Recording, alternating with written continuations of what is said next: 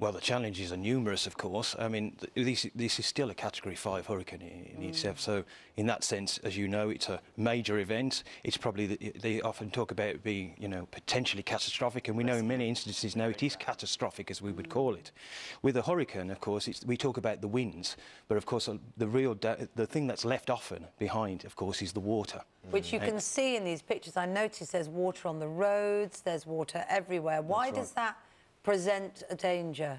Well, often, with hurricanes, you get storm surges and flash floods in particular. And in addition to that, you also get high levels of rainfall as well. And the water, of course, is still there after the winds have gone. And effectively, it has the same effect as damaging not just buildings and humans and all of those issues that go in relation to it, but it also leads to more longer-term issues. And that, of course, is in particular waterborne diseases, issues to do with, as we found in Haiti, for example, there's more long-term effects. And when you have devastated communities, these are actually some of the bigger questions. We're hearing that 90% of Barbuda has been reduced to rubble. Will the priority be for the authorities making sure there's shelter for survivors and people in the communities that live there? Was the priority clearing the roads and trying to get rid of that water as soon as possible? Where do they start?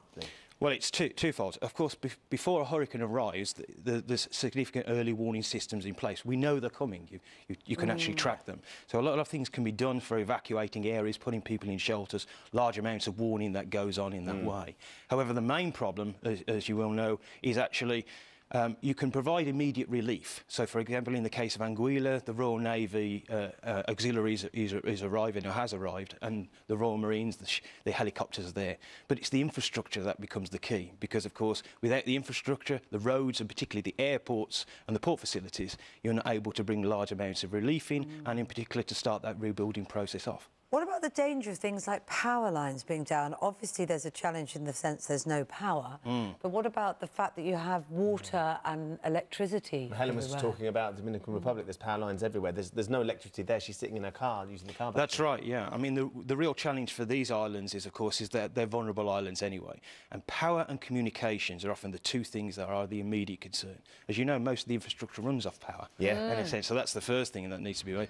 But communications are also, in most of these islands, the main networks are, of course, the mobile phone networks, are the masts and so forth. The landlines are important, but actually most people, and including even the responders, use large amounts of the internet. And that's been damaged. So if it goes down, places, then that actually leads to a major challenge of how quickly you can actually respond. It's a mountain of issues that they've got to try and sort out. And just one word about Florida, which now we know it's not just Miami, it's the whole of Florida. Yeah. What should they be doing right now? Well, one would hope that in Florida, I mean, we're in a hurricane season. This will continue to November anyway, one suspects anyway. So they're used to being on hurricane watch, if you know what I mean, in that sense.